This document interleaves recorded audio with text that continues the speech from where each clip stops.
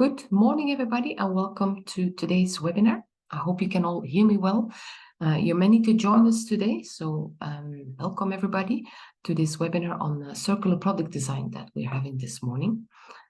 I think on the next slide we have a little bit of information about the housekeeping rules. Sorry, of course, I need to introduce myself. My name is Els, and as very often, I'm moderating the webinar in the background together with the speakers today. So if there is a technical issue, I will get out of the issue. Well, anyway, I wanted to tell you that you're all muted during the session today. You'll not be able to speak out loud, but we do invite you to use the Q&A panel to submit your questions.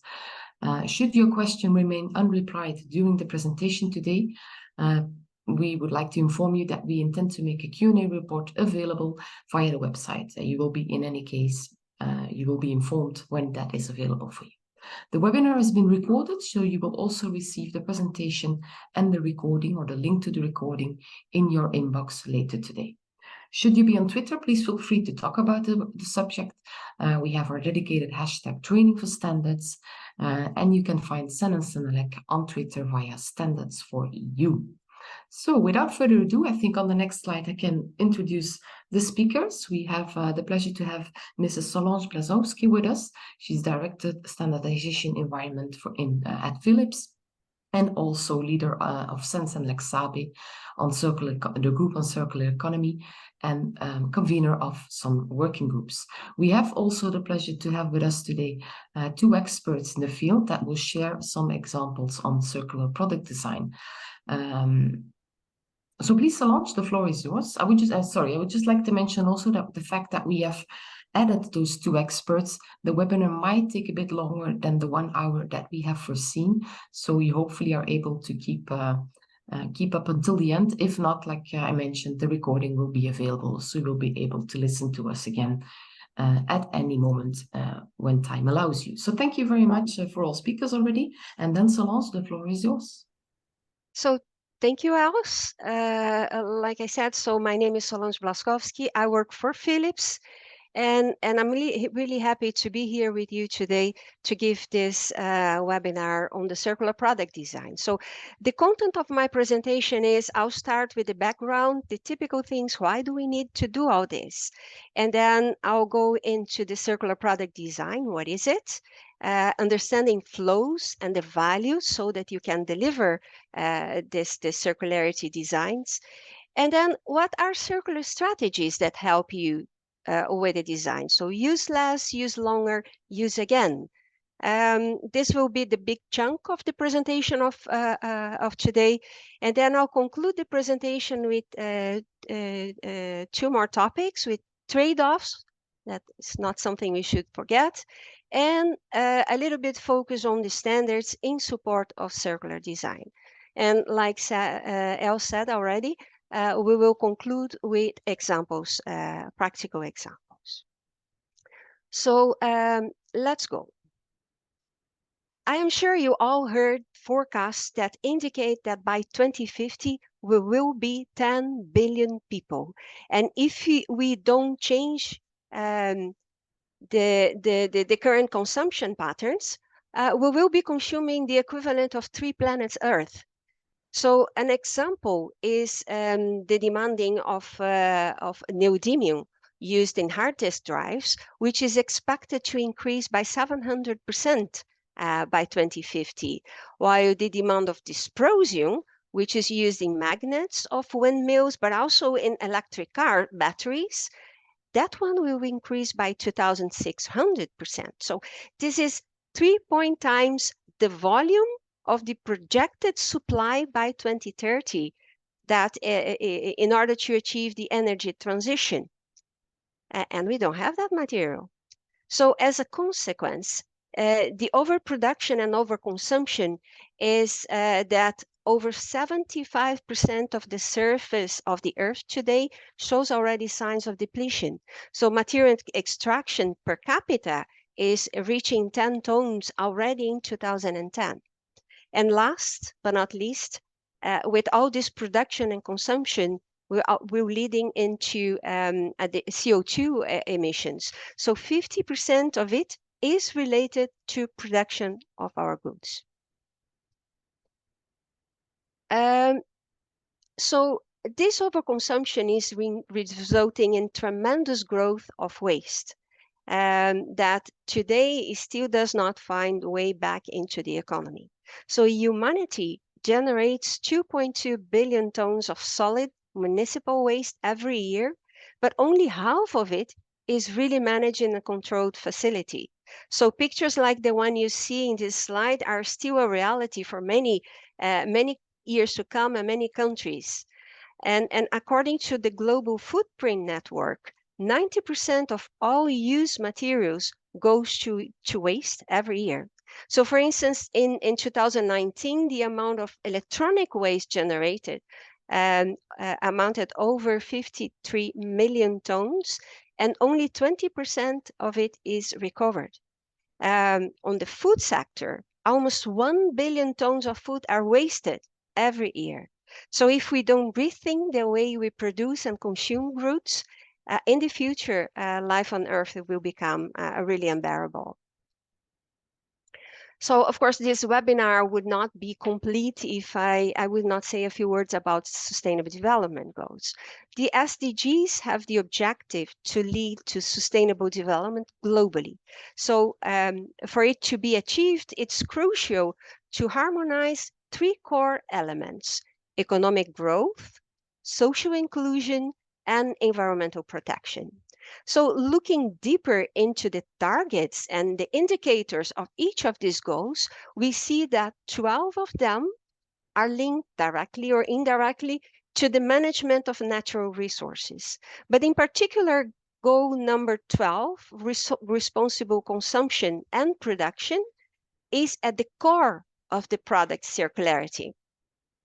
In order to achieve economic growth and sustainable development at the same time, we must change the way we produce goods, but also the way we consume our resources. So manufacturers must be encouraged to design high-quality products using less resources that can operate longer and that are fit to be repaired, upgraded, reused, and recycled. They have not only the responsibility in production, but they also have a responsibility in consumption. For instance, if they bring new products to the market too often, they actually stimulate consumers to buy them.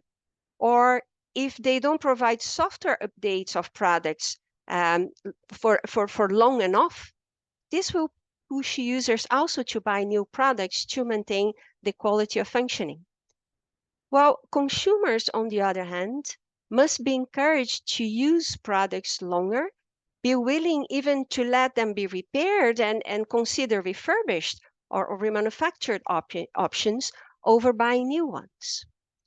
And last but not least, European standards really help achieving the SDGs.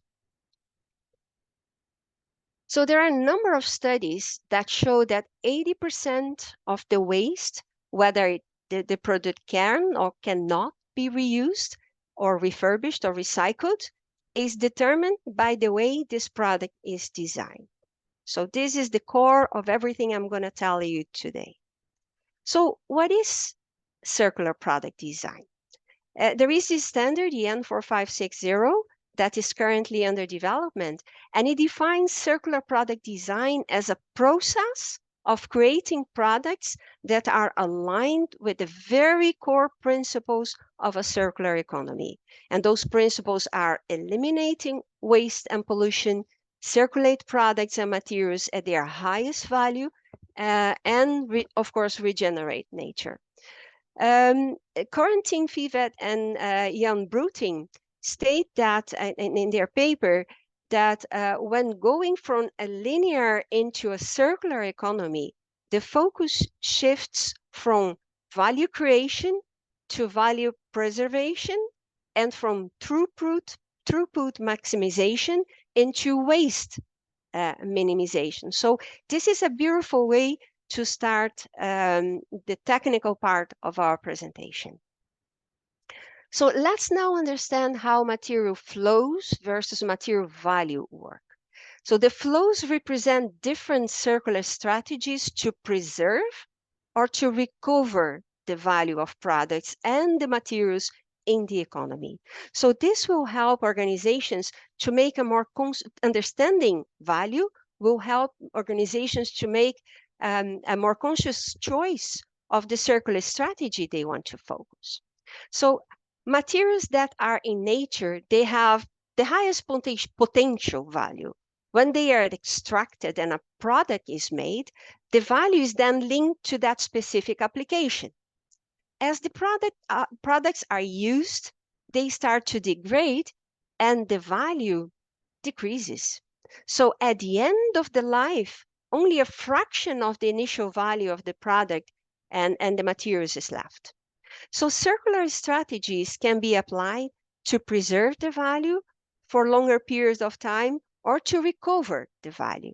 So designs that require less materials to make or use the product involve the lowest losses. A material that's not used does not lose the value. So if a product lives longer or it can have its life extended through maintenance, for example, it can be more easily reused without any or only with minimum investments like cleaning, like removing personal data. Think of a mobile phone that moves from parent to child to even grandparents, or that is simply sold on the internet.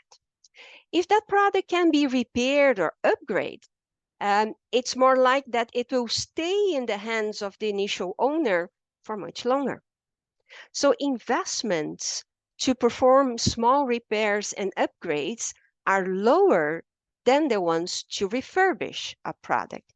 And this is because additional to the cleaning, to the repair, to bring aesthetics to original condition and the potential upgrades, the refurbishments will require a controlled process for quality assurance. They will involve resales, but also guarantees. Well, the next flow step involves remanufacturing and repurposing from products and parts recovered at the end of life. Important is to keep in mind that a remanufactured, repurposed product will get a new identity and will be considered equivalent to a complete new product. So the lifetime will start counting from zero again. This means that the process to recover value from an end-of-life product or part is the highest. It only loses for recycling.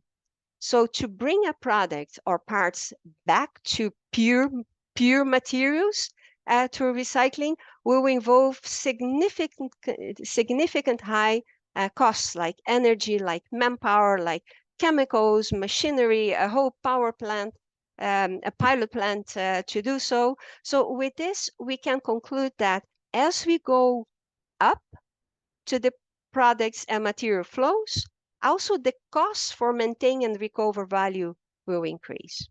So for some people, circular economy equals recycling. And this graph shows you that the costs associated to recycling are highest. However, the alternative, which is the energy recovery, incineration, or landfill, is even worse because then the materials are totally lost for the economy. So sooner, but preferably later, recycling will need to be applied. So in conclusion, the efficiency linked to using products and materials can be expressed in terms of flows, namely using less materials or narrowing the material flows, using materials longer or slowing down the material flows, and using products and materials again, or closing the material flows. So let's now look into the use less principle. The use less principle, or the narrow the flows, involves designs that require less resources to make and use the product, or while delivering the same function, so the same satisfaction to the user, but also eliminating waste from design. So to achieve it, you will design, for instance, lightweight products. You can try to combine multiple functions in one product, digitalization solutions, or you can maximize the use capacity of products by letting multiple users use the product. So the typical leasing and sharing models, and you name it. There is a study from the UNEP on resource productivity, that's material efficiency, energy efficiency, and so on, that shows that optimization of existing designs, but also redesigns, allow for incremental improvements in resource usage, but it's the very innovative designs that will allow for the very big leaps and accomplishments in resource productivity. So in the next slide, I will give you a number of concrete examples of what is meant with this resource productivity in practice. So the first example is from my own company, it's from Philips, and what they call the eco-hero. So an eco-hero is a product that meets a series of eco-design, but also circular design requirements, and it undergoes a life cycle analysis to underpin all the claim you're making. So this example in particular covers a equipment called the magnetic resonance imaging device. Traditional MR devices use circa 1,500 liters, so 1,500 liters of helium as a cooling. So it's not completely sealed process, so there will be losses and there will be needs for refuel during use. Philips has developed a new innovative technique that reduced the helium content from the 1,500 liters into 7 liters. And it's fully sealed, so there are no losses during use as well. And additionally, this new equipment uses almost a ton less materials than the predecessor. So this is a beautiful achievement, and it shows what breakthrough innovations can do. The other two examples, so the second example is the first bagless vacuum cleaner that was put on the market by Dyson, that reduces considerably the amount of resources needed during the use of the product because it does not contain the bags. And then the third example covers the 3 generation of lamps: the original Thomas Edison incandescent lamp, the compact fluorescent lamp, and the one introduced not very long ago, the LED lamps. So the table compare these 3 lamps and shows us that, for instance, although a single LED lamp uses more material than an incandescent, because its lifetime is much longer, more than 20 incandescent lamps would need to be used to replace 1 LED. Much of the energy of an incandescent lamp is dissipated as heat, which is not the case for the fluorescent and the LED lamps. So they are much more efficient. And this shows you what breakthrough innovations can do to material usage. Let me make now an intermezzo and introduce a number of concepts that I will need later. So the EN 45560 is a circular product design standard that is currently under development jointly by CEN and CENELEC under JTC 10. So in order for designs to be successful, they need to be fully anchored in the organization. So once the organization decides that it wants to move from linear to a more circular way to operate, it will adapt its vision, its mission, its strategy to really express such intent. As a first step, so the level 1, the organization will set concrete goals in order to for it to become a circular. So for example, by 2025, 50% of sales are coming from circular products, whereby a third of them are from refurbished products.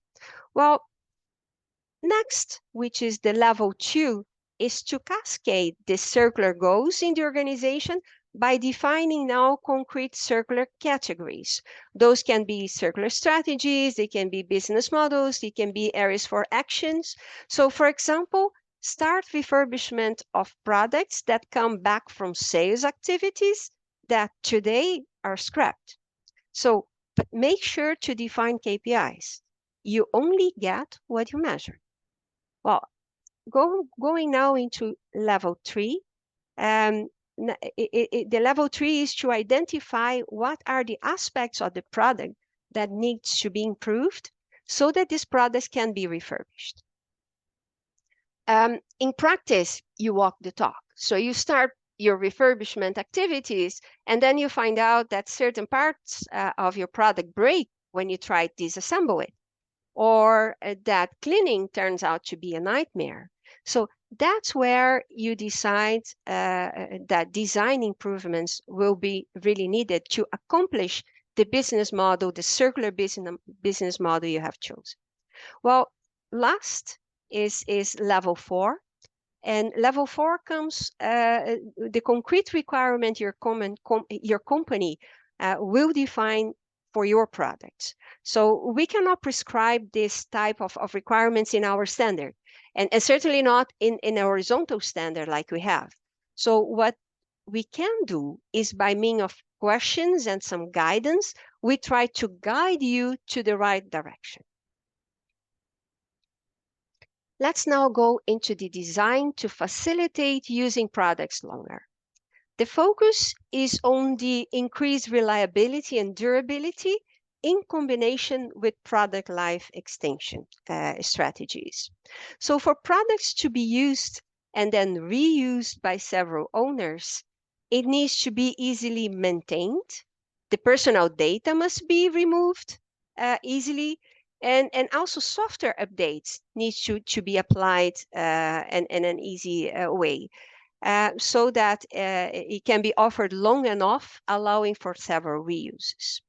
If the goal of your company is to make its products more repairable or upgradable, then it's necessary to make them easy to dis or reassemble, to use standardized parts to facilitate repair, or to allow for forward-backward compatibility and modularity to help with upgrades.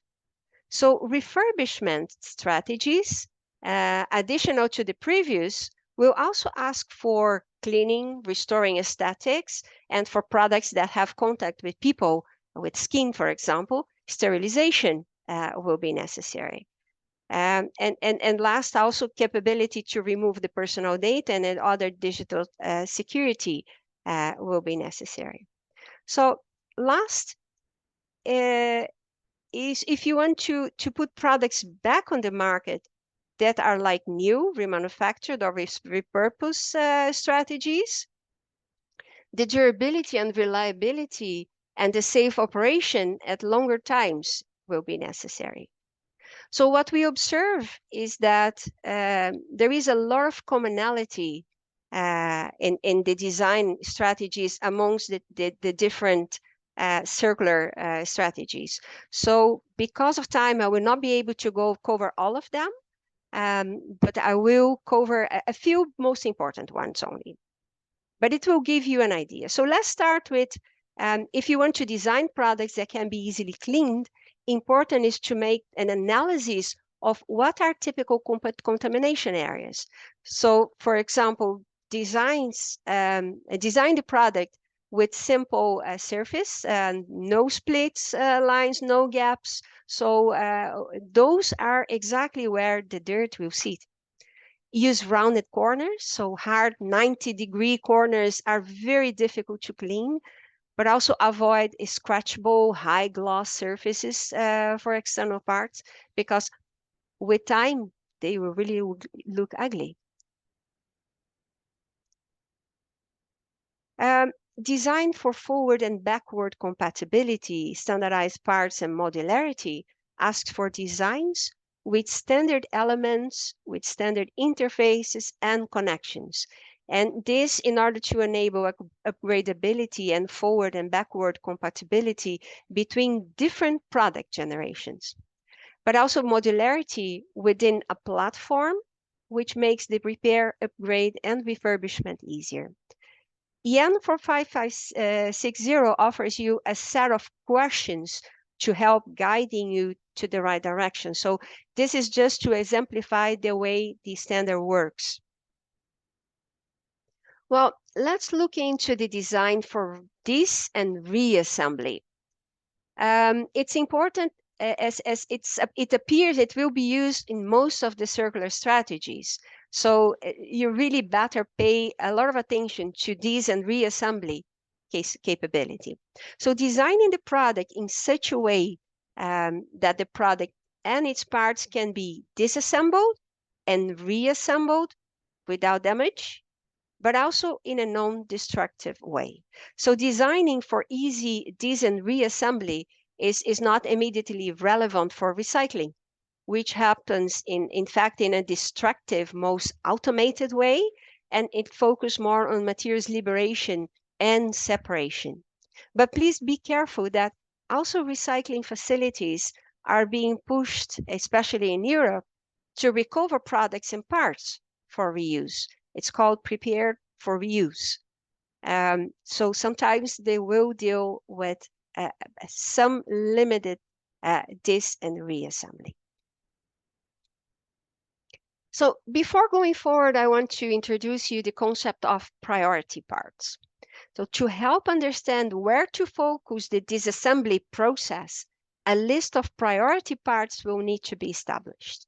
This is because not all parts will have equally relevance for the different circular strategies. So parts that have been prioritized are considered priority parts. So priority parts for repair are parts with high average occurrence of malfunctioning, complete failure, or that will need replacement. While priority parts for upgrades are parts that can extend the product life and avoid early obsolescence of the product. Also parts subject to technological changes.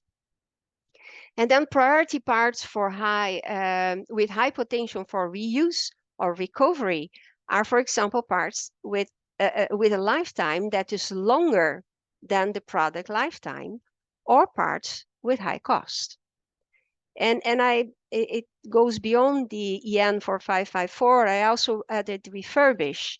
And refurbish refers to parts that, for example, need replacement, although they are still operating, but they must be replaced because of hygiene or aesthetics, or because we know they're close, they will not last the full life of the product. If you want to design products that are easy to repair, to reuse, and upgrade, EN 4554 offers you the elements for a scoring system. For instance, aspects like the disassembly depth or disassembly steps. So the deeper you need to go in the product to reach a priority part, the less convenient is the design and the lowest is the score. The type of fasteners and connectors, like difficult to disassemble fasteners and connectors, will decrease the scores as well. The type of tools, ideally common, easily available tools, score better than proprietary tools. Skills, do I need to have a professional to do the operation, or can the owner of the product do the repair? And of course, last is working environment, which can be a simple environment, but it can be industrial environment. And that refers really to very professional products. For example, big products, they will normally be addressed in different ways than a normal working environment. There are additional items there, but those are the most important link to design. So let's look now into the principle of use again and closing the material flows. Designed for easy recycling are designs aimed to bring post-consumer waste like materials, parts, products back into the economic cycle through strategies like recycling, parts recovery, reuse, remanufacturing, and repurposing.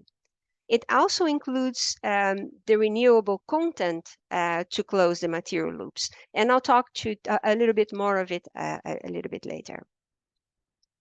So let's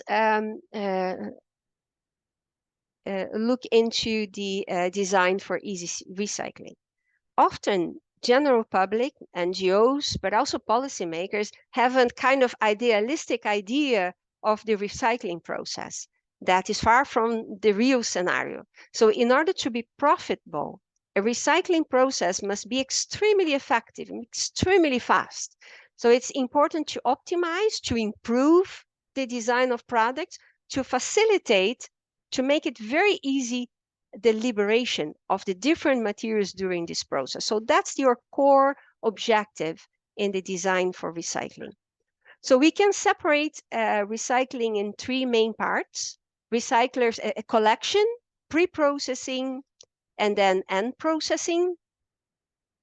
In the collection, recyclers are usually specialized in recycling of a specific waste stream, like packaging recyclers, like WE recyclers, and they optimize the process based on the most common process linked to the type of materials they have. And for this reason, recycling can be very different for the different materials. So recycling of packaging will be probably very different than the one for electronic products. So what about pre-processing? The first step is manual dismantling of the product. And I said, well, it needs to be automated. Well, this one is a special one because you need to remove hazardous materials or polluting components or materials that are not suitable for mechanical processing. And typical examples are batteries and capacitors that could explode if they're shredded. So this is a safety aspect. They need to be removed manually before the whole process starts, the automated process starts.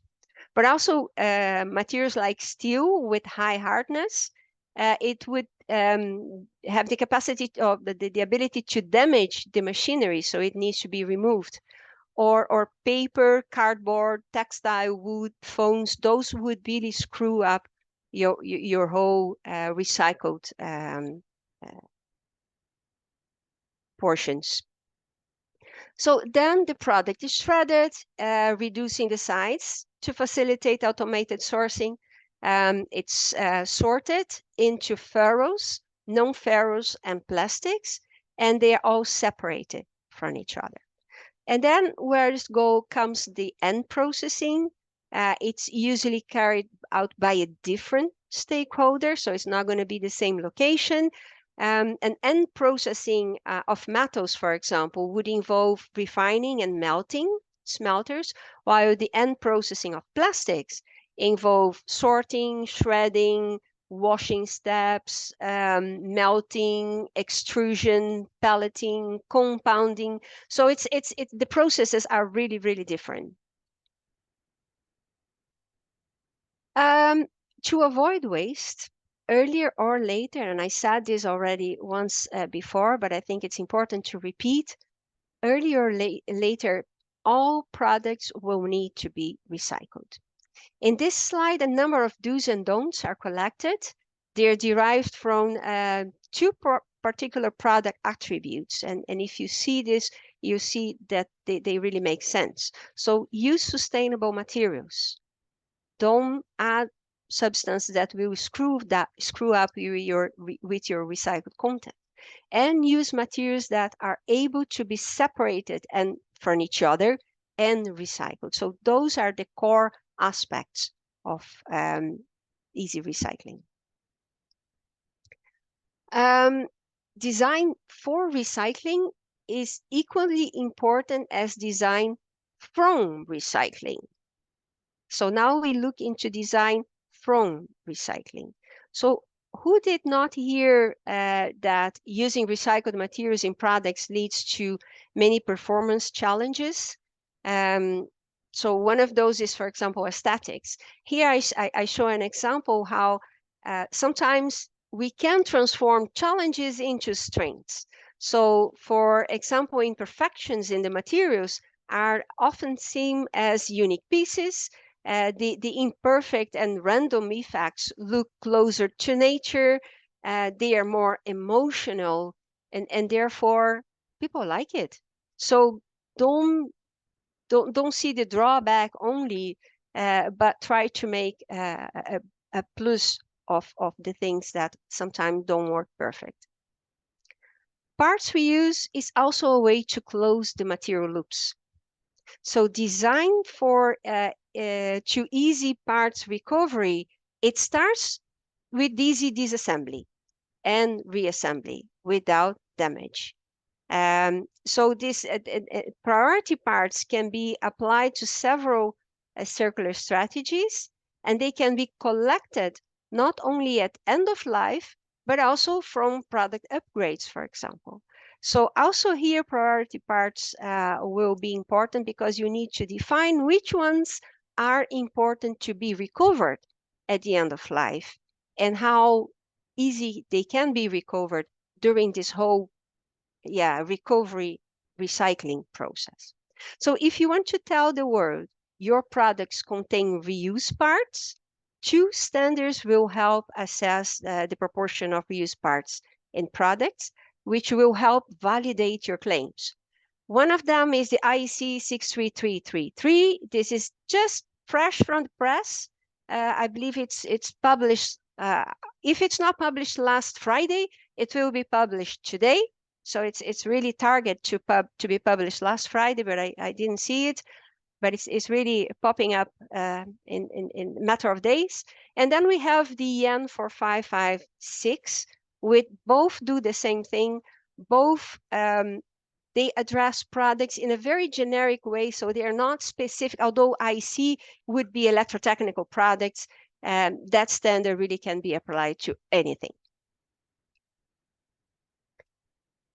And this one is the last slides linked to the content of the presentation. So let's look into renewables. Renewable content is becoming really popular to close the material loops. We see now legislation popping up, but also company requirements and a lot of attention to the matter. The return of the material to the biosphere through, it's really important. So if you want to use those materials in your product, a condition, and a very important condition is that they go back into nature. And the ways it happens is through biodegradation, anaerobic digestion, or, for example, composting to close the biological cycles. So for the material to be safely returned to the soil, of course, you can imagine that so that it can be absorbed safely by living systems, it must not contain substances that are harmful to soil organisms, but also to human health. Or it must not contain substances that are persistent in the environment, like flame retardants. So there is a lot of push to use wood to build houses, for example. This wood will be treated with flame retardants. And if that's the case, you will not be gonna be able to bring it back to nature. So we'll need to find alternatives. And of course, there are alternatives and ways to recycle these materials as well. And then I go back into the very beginning of my presentation where I was talking about the three principles, the core principles of the circular economy. So what about regenerate nature? Well, often people, in particular in the group of we are working on the EN 4560, say that we focus on technical cycles and we do not regenerate nature. But we do. Indirectly, of course, but we do. So actually, if we stop taking so much from nature, if we ensure that we don't put harmful substances into it, nature will have the possibility to regenerate itself. So of course, we can give it a hand by planting trees, by improving soils, but nature itself will do it. From our side, we really need to do our best to strongly reduce the amount of waste and pollution we generate, and to reduce the amount of resources we take from Earth. So one of the concrete examples, the one from CEN and CENELEC, will cover this topic later. Opportunities. So now I'm going to the very end of my presentation. So we covered all the technical part. Now I'm going into the trade-offs and then standards. So opportunities to improve material circularity of a product are often interrelated, and they can create the need for trade-offs in the design, and they will create the need for trade-offs. Trade-offs are very common, and they should be assessed and considered before deciding on a specific design option that you want to choose. One measure typically will affect multiple characteristics of the product. So its benefits should not be considered in isolation. The ideal is that product designers should use life cycle thinking to carefully consider the full set of impacts of potential circular design measures on a product over its entire life cycle. Well, currently, and now going into standards, currently 3 standards covering circular designs are there at a relatively advanced stage of development. 2 of them, the EN 4560, that we spoke thoroughly already today, but also the IEC technical specification 63428 are horizontal standards, while the third one, the EN 17988, this in this particular case, part 4, which is a product-specific standard, like the fishing gear. So what as I don't have a lot of time anymore to address this, one thing that is really interesting to say about the TS 63428 is that it includes a clarification. So it's the graph that you see here, how the various circularity strategies fit into the product use and end-of-life phases. So this only this graph would cost me at least 10 minutes to explain, but I really encourage you that if you have the opportunity to look this TS, go for it. It's an interesting and it answers a lot of questions. Sometimes we have no idea how does refurbishing compare to remanufacturing, where it is, what happens when it goes end of life, what is end of life, what is waste. So this is all addressed there. As we develop circularity further, you can imagine that products may be in the economy much longer than they are today. And this will really ask special ways to treat and hold data. Digital product passports can help us with the process of holding the data, and other standards that are today already under development will play an important role in the future of product circularity, because we're going to need to collect data in the supply chain that is linked to circularity, like, for example, post-consumer recycled content of a product. So what is the content of the post-consumer recycled? Those things will be necessary, in particular because there is quite a lot of legislation coming up asking for recycled content. And then there is another type of data that will be important and is important already, but will continue to be important, which is to assess how good or how bad our designs are with the intent to further improve them. So the JTC10 series, the 455XX series, with all the ability to assessment methods are really helpful. I touched upon a number of them through my presentation, but the whole series, there are 9 standards. It really helps you. And what you see in this slide is they are spread through the different life cycles of the product. So you can identify also how they can help, or where they in the life cycle phase they will help you with the design. This slide is only for information. I will not address this. This is about circular economy, material efficiency, international standards. And these are European standards. It's just to complement my presentation. So I really want to thank you to have listened to me, and I'll want to conclude my presentation making a few summary conclusions. Eliminating waste and pollution from products should be really a priority #1 during product designs and redesigns. So the core strategies to retain, to recover value of materials are also the ones to hold upon and go forward. Priority part is really a very key concept in circular design. So you better really understand it when designing your different strategies and linking them to the business models of your company.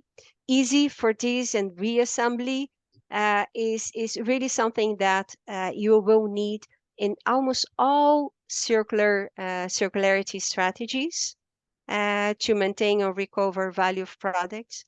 Recycling is going to be a mandatory one. It is a mandatory one. All products should be recycled at the end of life. Of course, we always have a number of exceptions, but and that we can justify why it's not possible. But in theory, all products should be recycled at the end of life. And renewable content is becoming very fashionable, but really be careful that if you apply it, you really, it only makes sense if it can be brought back to the biosphere in a safe manner.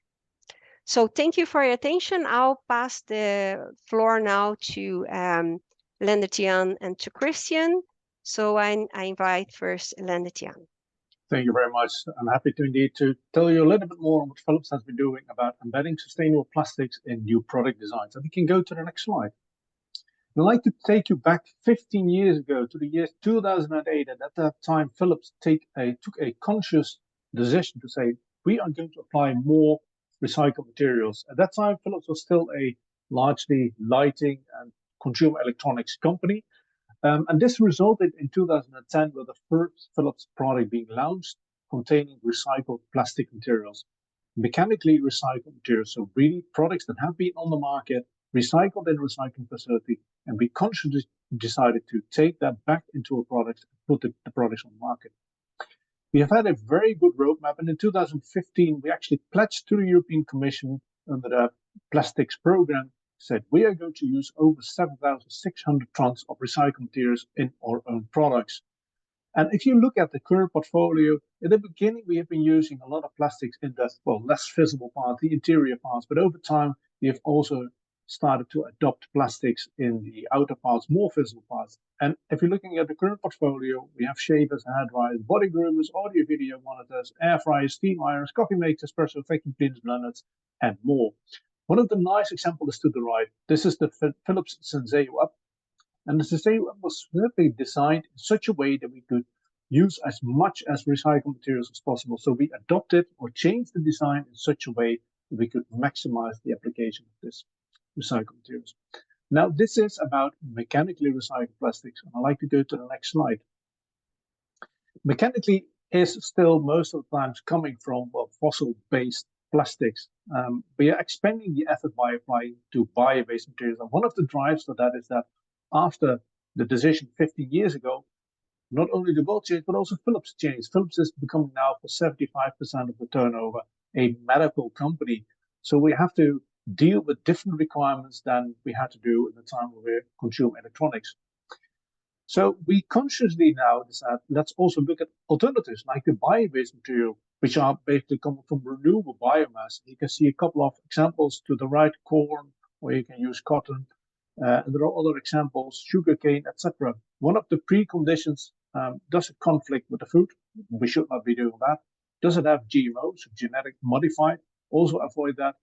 And yes, there are waste streams which might come from animals, so we also want to avoid that it is conflicting with potential vegan concerns around that.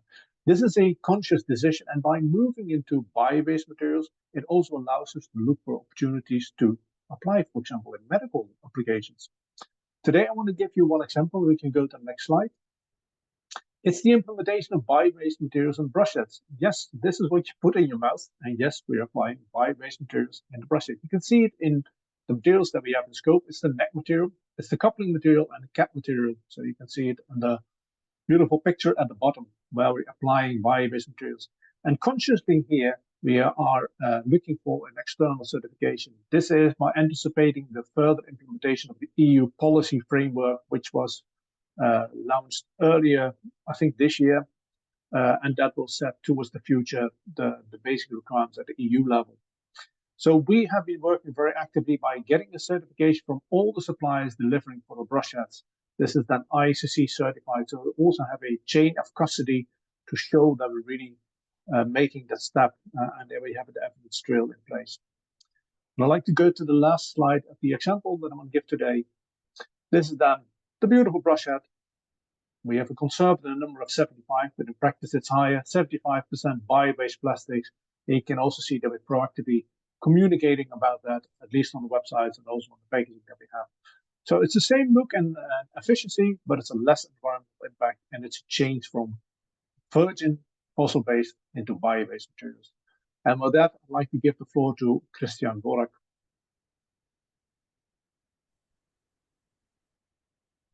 So thank you, Lennart-Jan, and thank you, Solange, for the introduction of the concept. We will now go into an example of Bosch Smart Grow. The product you see here on the right-hand side is a product which you can use in your house, in your kitchen, to grow up plants you may need for your cooking experience. And we developed this product from the scratch a couple of years ago under the condition which is here written. It should be a leap towards circular design, our first product which is developed from the scratch by the circular design principles. Solange very well presented. And we said that every part of the product life cycle should be carefully designed to reduce environmental impact. That means with every step we have been taking, we always checked also the environmental impact via life cycle assessment. And we said this should go from manufacturing overuse up to recycling, the full circle. Next slide, please. Here you can see the product again with some grown-up plants inside. And what is most important here is here in the circle, the detail on the right-hand side, that we said the product should be modular, durable, and user-friendly. That means the precondition was easy to repair. We needed some customization that, let's say, light modules could be easily exchanged and the tray could be easily exchanged. It should be easy to use and maintain. That means all the parts can be cleaned in the dishwasher. And of course, durable, we developed this product under the condition that it should have at least 10 years minimum usage lifetime. The other features, of course, we needed a solution. Plants need light to grow up. Plants need water to grow up. And finally, we need to contact or to dock the whole product to the energy. And for the lighting, we choose also a kind of minimalistic solution, minimalistic design. As I said, that we have only one part for the lighting part, and also for the pump, a really compact design, so that the pump is one part which can be easily dismantled and exchanged. Next slide, please. Here you can see the circular concept of the product development, starting here on the left-hand side with number 1, with the new product, the new appliance and accessories we have or we produce with 100% recycled plastics. That means the plastics that we used for the first products came from other sources out of the circle, but have been already recycled. So second use plastics or second-hand plastics or recyclates if you want. And the other condition was that the material can be recycled again so that it is recyclable multi-times. That's why we also choose only one color, only go for the white plastics. And then, as I said, 10 years usage time. What is also important is the production site. We have chosen a production site in Europe because we said our target market of the product will be Europe. And for the whole concept, it is important that we can bring the material back in the end to our factory in Europe. So modular design and easy repair, I already explained. Then the usage phase comes. The user or the customer grows up plants, and at some point it comes to end of life. And at the end of life, we have we offer the possibility already from the beginning when we sell the product that the user can send back the product at the end of life in the box here below on the picture. The message is also already transferred in the beginning of the process that we want to have sent back the product, and the consumer can do this also free of charge in the box where he bought the product. Then it does not directly come to us. We are working here with a social organization who receives the box and let's say dismantles the old product, cleans the parts. That is important because we cannot go directly into plastic regranulating because there might be dirt and plant rests and whatever on the plastics. So we have to dismantle and to clean. And then the electronic parts go into the normal e-waste recycling chain, and all the plastics parts will be picked up by our plastics supplier and will be regranulated, go into a molding process again, and then back to our factory, and new appliances from old appliances are produced in process step number 5. And then the cycle starts again with plastics from the old product. New product will be produced. The packaging, of course, has also to fit to the concept. For the packaging, we also said at least 90% recycled content in this box here, and of course 100% recyclable. And the second life concept is important for the packaging, that the user can use it again to send the product back. And we have already chosen a no EPS strategy here. Everything is made out of cardboard. Yeah, that's the concept. And the first full circular concept we have issued within BSH. And yeah, you can see here that it is possible, and it is especially possible if you develop a product concept from the scratch. Thank you very much. And this was my example.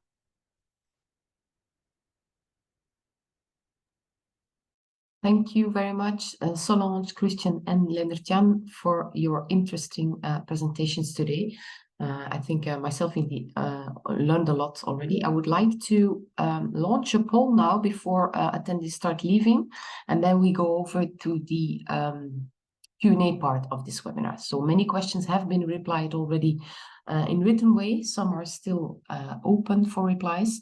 So please, I would like to invite in the meantime that the attendees submit their answers to the poll. It's just a small poll asking your feedback on this webinar. So we'll be happy if you just submit your answers so we can in the future increase our satisfaction rate and improve our webinars. So please, Solange and the others as well, of course, do you have any questions still open that you would like to address now?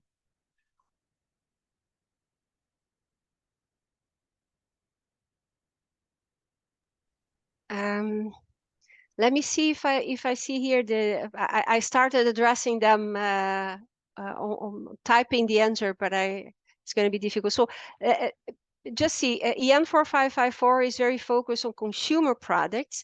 Is there any plan to extend to industrial products? Well, I think what we do currently, there are no plans, at least not that I am aware. So very straight answer.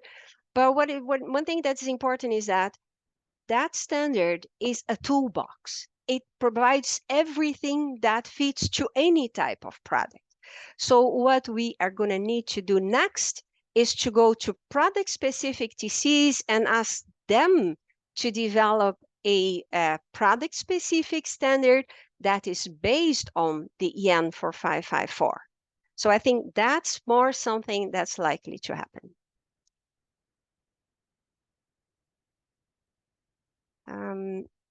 It seems easy to go through considerations for fridges and telephones.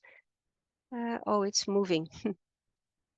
A bit less obvious for small and low-weight products like plugs, earplugs. Is there a different approach to be taken those products? I guess that closing strategies like using renewable material for this type of products are really, really suitable. So you will need to look what type of product you have, what is the most appropriate strategy. So if they are later on, because plugs, they're lost and they are, yeah, if they could be disintegrated when they land, they end up in the land, they can be absorbed and get back into nature. That's maybe a good way to address this small, difficult to address products. How do you define substances that can limit recycling? Is there any standard? Otherwise, each color pigment or each alloying element in brass could seem as such a substance. Well, I didn't say, but in that very big list, we have this one standardization request on the recycled plastics. So that standard series or that standardization mandate will, I think, 45 new standards applied to plastics will be created there. 11 others will be updated there. So reviewed, TC 111 in X. So Christian is working one of them, where this type of activities or this type of questions hopefully will be addressed seriously in standards. As of today, I mean, I do have a number of to-do. I think, I don't remember if I added the to-dos for the recycling. I think I did. But of course, it is very product specific. So the to-dos for one product are not necessarily the same to-do for the other product. Which could be, I don't know, Elsa, I'm addressing here questions, but is this the way, or maybe? Yes, this is usually the way we do it. I would suggest you continue, and I understand that if people need to leave, that is, of course, no problem for us, but there are still 250 persons connected, so please go ahead. We're recording also these Q&As, so people it's can fantastic. Yeah, people can hear this later, huh? Yeah. So, and Lenetian and Christian, please just jump in if you want to add something. the way I said. So I lost my question again. Which could be the approach in terms of recycling for mirror with light and defogger, where the strip lad, and well, this is really a very, very, very specific question. You would need to be an expert on the product to come. I think I'm gonna not answer this question. I think we need to we would need to have a more brainstorm session in this to discuss. I don't know, Lendetian or Christian, is there anything that you would like or could talk about this? No, Solange, the issue is I cannot see the questions under the F&A. I don't know why. Did you click Q&A? Yes. Oh, I see them. I don't know.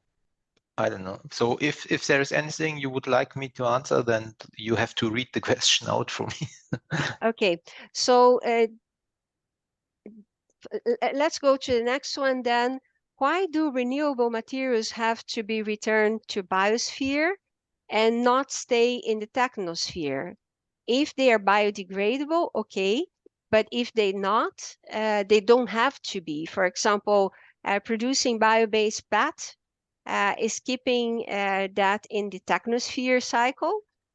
Somehow we have to tackle the growing demand for plastic without using fossil carbon. And we would bring atmospherical carbon in long-lasting products. That's a good question. And yes, bio-based materials can be recycled indeed. So I'm gonna, I guess now is applying life cycle strategies to assess what is the best option you have, and where you're doing your the least harm, or where you're putting your best efforts. So certainly recycling renewable materials is an option. It's, by the way, addressed in the EN 45560 as well. Then the next question, any recycling process for polymers that are not able to remove pollutants like additives, pigments, reinforcers, elastomers, flame retardants could be really considered a real circular process, or give only one or two more applications with a lower quality than starting. Christian, I guess you are very, Yeah. I can answer this, but I think it's a nice one for you, please. Yeah. Here is, the question is, what do you do with all the histories where you have, which we have in e-waste especially, quite often we have plastics fraction which are polluted from the past 20 years with flame retardants and everything. And the question is, okay, do you give them a second chance in a technical cycle, which would prolong the problem of, let's say, having this harmful substances in another loop for some more years? Or do you say it's better to get them out of the loop and depollute them and not incinerate them? I think we have, at least in many circumstances, we already have the possibility to go to chem cycling processes where you can also cope with such plastics. And I think here chem cycling has a really relevant role to say, okay, I take polluted plastics from the technical cycle, not bring them in another cycle to prolong the problem of the pollutants, and to clean it up and to bring them back again. Thank you. So the next question is from Giovanna Longo. She asks, the EN455X series has been developed for ERP products. Would you suggest other product categories to adapt them or to rewrite them for other areas? Actually, that's, I forgot to say, but this is something that will happen. So in fact, what happened is that JTC10 has had its scope broadened, or it will be broadened once the SPR is published. Because what we say that the scope of products of JTC10 is the Eco Design Directive, and soon will be ESPR. This means that we are looking already as we go into the revising cycle, the formal revising, reviewing cycles of these standards. We are already looking into broadening them to a much broader group of products. Some of them are generic enough to today already be able to apply to many other types of products. Some will ask for a little bit more care, revision. Currently, we are looking into a number of them. So it's the 4558 on CRMs. That one is about to about to start the review, and it will be broadened to a much broader group of products. Then we have the EN 4553 on remanufacturing, where we are now broadening it to refurbishing as well. And simultaneously, it's going to be broadened to a broader category of a group of products. And as we are getting into this revision, we will also look into the product scope. Then the next one, Madame Louise asks, the circular design here focuses on value material, while design for circular economy is based on value management, as initiated with the JRC Value Management Handbook, specifying the value is the satisfaction of the needs related to the resources consumed, materialized and dematerialized. Life cycle thinking needs value management approaches and functional analysis as defined in the EN standard EN 12973. So the question is, the global value created was not enough visible in the presentation. How to better consider it? Yeah, that's interesting. I did not address that. It was because this is about design. So I focus very much into the design, not into the overall circular economy. You would need then to have a different type of presentation to put your focus in different spots as well. But you were pretty much sure value is the resource used, the satisfaction delivered divided by the resource consumed. So actually, it comes back in this presentation in the sense that if you use less materials, if you are able to maintain the value of products in the economy and still provide the same satisfaction to the users, this is the objective. So this is what you're doing and intending here. Lennart-Jan, Christian, anything you want to add there? No, Solange, I think you made indeed a valid point by looking at the value divided indeed by what you put in there. So I have nothing to add. Yeah, I agree. In the meantime, by the way, I'm answering some of the questions, so I'm taking that part as well now. Okay, so then Simon McGuinness, KPIs must ensure that when we measure products, we don't deliver greenwashing. So greenwashing is always the cheapest way to deliver KPIs that we are wrongly defined. Well, the KPIs are something very internal for our organization, but the claims we make based on the designs we think the fantastic things we are doing in the company, those are the ones we need to pay attention. So, and it's really important when you want to make a claim about something you're addressing with your product, that you are backed by a standard. Standards are really very important to make sure that you are not going to be able to greenwash because they have a very structured way. Like, for example, I believe I spoke about the CEN 4556 and the IEC 63333 to assess the proportioned reuse components in your product. So if you follow a strict methodology as stated in a standard, and you say that you have that much 80%, whatever, recycled content or reused content on your product according to that standard, then you're really free to claims of greenwashing.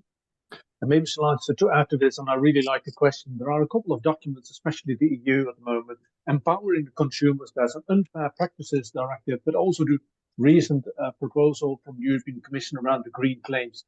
They will really ask more standards, more underpinning, LCA-based or external methodologies like we have on the standards on CEN and CENELEC to substantiate the claims. So we see a shift in EU in better underpinning of claims. For example, on the example I just gave on the brush heads with ICC, that could be a way forward to really ensure that what we are doing is not greenwashing, but it's really properly underpinned. And then also the work of standardization becomes very pivotal to help underpin it. Thanks, Laurent-Jan. The next question from Catherine Chevauché is for Christian, is about the Smart Grow Life. Christian, the question is as follows: how can we say that such a Smart Grow Life product is linked to the circular economy? Even if it's produced according to the principles shared before, we add a new equipment to replace simple plants. Yeah, that's a good question. We investigated in this field what would be the alternative the user that buys such a product has, and the alternative, of course, would be the best alternative would be the garden outside his house, where he can grow up plants in the nature. But this is not the target focus group for this product. We are looking more at urban communities where the possibility is not to grow up your plants in the garden or at the roof, where you would have to buy at, let's say, at the best possible option, the fresh plants in the supermarket, or to buy frozen stuff for the kitchen, also in the supermarket, but in the freezer. And this was our, let's say, our scenario which we compared. And drawing up that scenario, supermarket versus growing up the plants you need at home, the equipment with the plants at home one, because you are producing less waste plants that are not sold in the supermarket, and the whole logistic processes and all that stuff behind is not there is one additional question from Giovanna John and Longo about the product, that the Bosch product is very nice, but how does its LCA compares with a normal pot we are using now? So I think it's in the same direction. Same direction. So I think it's indeed, and I can tell you, I have always these small plants in my kitchen, so it's really a challenge to maintain them alive. Yeah. We are also, but that's my personal view. I'm also not sure how, if you buy such plants in the supermarket, which are supposed to last longer in the pot in your kitchen, I think they decreasing quite fast. Because they are not grown up natural before they enter into the pot. This is my perception, because if you have something from the garden, it lasts really It lasts much longer. easier. They are much stronger. Yeah, I agree. Okay, so the next question is from Pierre-Yves Pichon. This seminar addresses mainly material efficiency. So how about energy efficiency during the whole life cycle, and how to address trade-offs between material and energy efficiency? Yeah, it's a good point. We have focused on mostly on material efficiency. Energy efficiency is as important. I did not address in my presentation also because it's about the materials that we are looking into, the flows of resources and so on. Good point. Where do we address in the trade-offs that we have in the document, if the 45560, we do address some energy aspects, but in general, if you want to assess trade-offs between material and energy efficiency, you very likely will need to do life assessments. Like, for example, what is better to throw your refrigerator away that is already 25 years old and lose the materials, or keep using that huge amount of energy? So the only way to assess this is through LCAs, and then you really go into product specific activity. I'm not aware of a standard that address on a generic horizontal way these topics. Christian, Lenetian, maybe anything that you could say about this?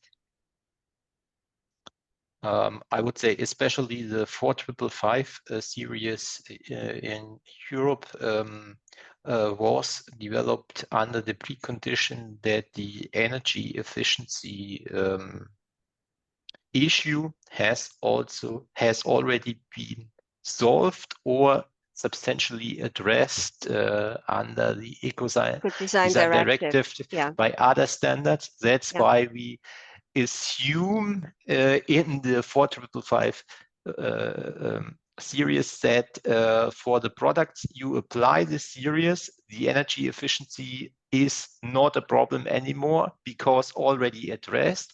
Or here in our example, I think it's valid for Lenetian's example and also for my example, is energy efficiency is not an issue because the product is, let's say, consuming so few energy that you say the material is always a greater impact than the energy used during production. But we have a lot of other products where the energy during the usage phase prevails over the materials. Yeah. Okay. Next question I will skip. Just it's a question about the smart grow. Is it really needed as a product? But I guess I don't know if you want to address that. It says, well, a toothbrush is really needed, but although even if fully designed in a circular way, who is waiting to have that product? Yeah, the market will show that. I think if the market here we can really address the macroeconomic perspective or the market perspective of all the circular economy concepts and the value perspective. Of course, we as a company that where value always prevails because we are a company that have to earn money with the products they produce and sell. So if the product will find nobody who is willing to spend the money for such a concept, the product will cease to exist. That's very simple. Okay. Either the demand is there or not. Yeah.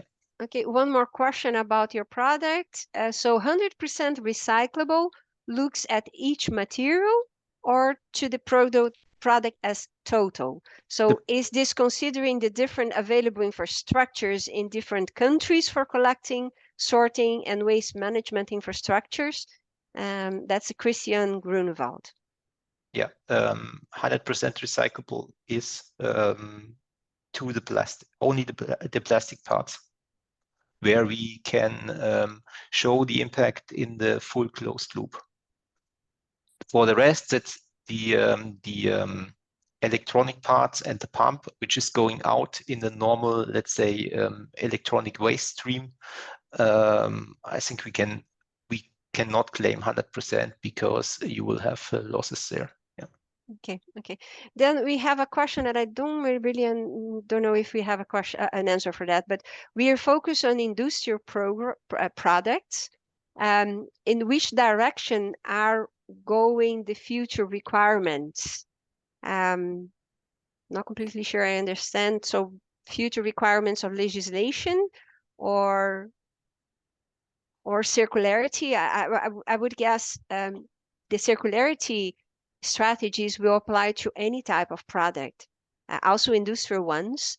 Of course, industrial products will need to last extremely, or they last today already extremely long. They are already very much repairable. So you're going to need to look into different strategies to make it even more circular. Because they are already, some of these strategies that are not straightforward for consumer products, they are already applied to industrial products. But I don't know, Christian Lendetian, anything that you could say here as well?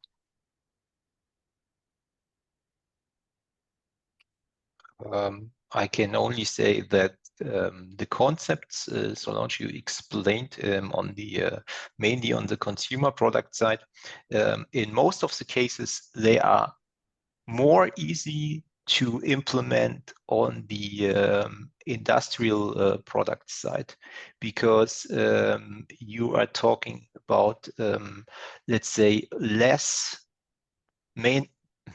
products and customized, developed, and maybe you have also maintenance contracts with the customers and so on. Many of the concepts are more easy to implement than for consumer products. Good point. Yes. Thank you. Okay, so it's answered live. Let me see. Did we, from the beginning, maybe because it was jumping my screen? From Dirk Paul, how to decide between traditional approaches like glass fiber fillets. Polymer will have less weight and less CO2 footprint than aluminium part, but aluminium can be recycled, circularity, while glass fiber, filled polymer can only be downcycled.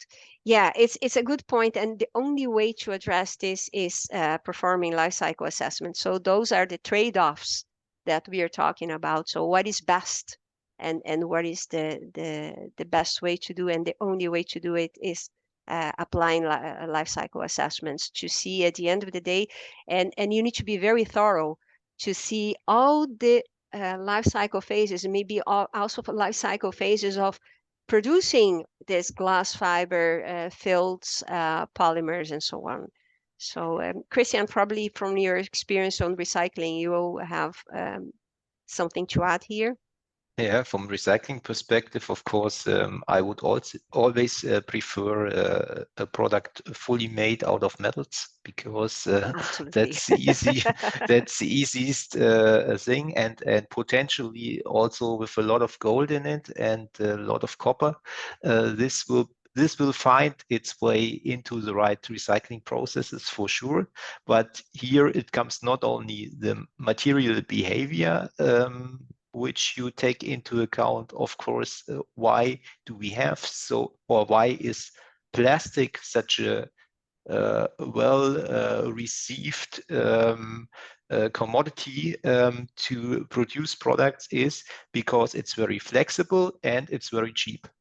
Yeah. And that's why in the economic decision, you sometimes have to choose plastics instead of a metal, because you say otherwise the product would not be available for the target market, for the audience that is willing to pay a certain price. Yeah.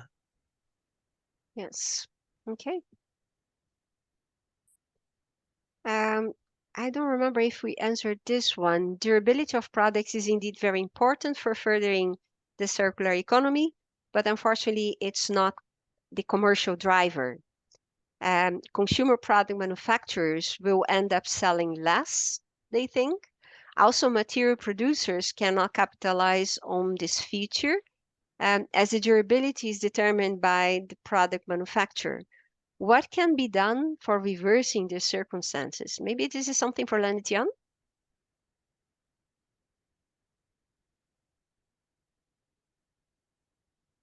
I think he notified that he had to step out at 11:15. Oh, right. Maybe. Oh, Yes, He's already gone. yeah, left. okay. Christian, anything you could say about this? Uh, Because this is about really about marketing. It's about companies. Yeah, I durability, recognize, yes, I agree. If you extend the expected lifetime of a product from 10 to 20 years, the assumption is, of course, that you will produce one product less. That means there will be less production in our case, in our facilities. There will be less material supply needed for it.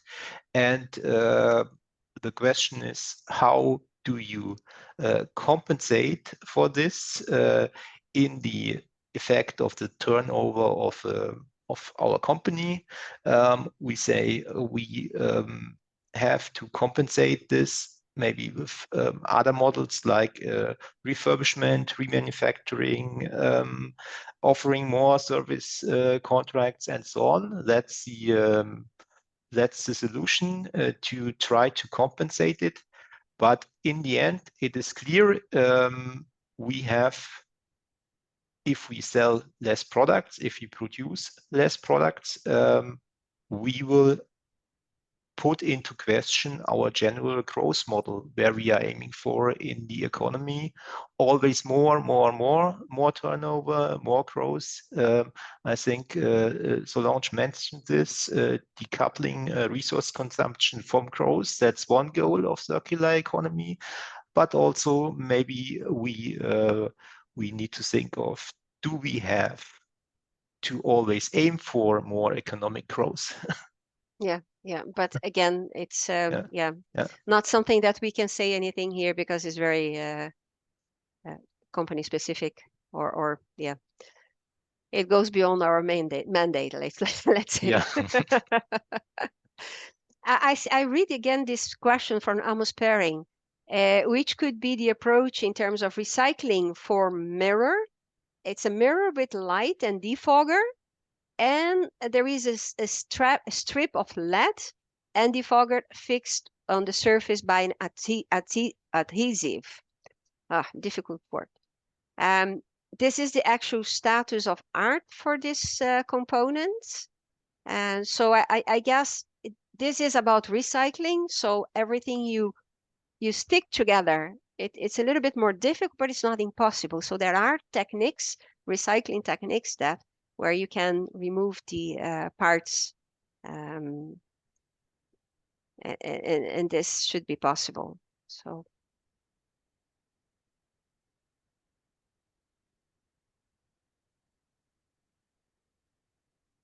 Okay, this one was answered. Solange, I have to say goodbye as well. I have to leave now. I think it's time for us all to stop. So Yes. We still have 100 people online. So really many thanks for your participation and enthusiasm to stay with us half an hour extra. So thanks. Yes, thank you, Solange. I think we need to thank you and Christian and Lennart-Jan for participating and being so enthusiastic about this topic. I think it attracted many people, and many people were interested and happy to have joined. So thank you very much. I'm wishing you all a nice day, and we keep in touch. Bye-bye. Thank you. Bye-bye.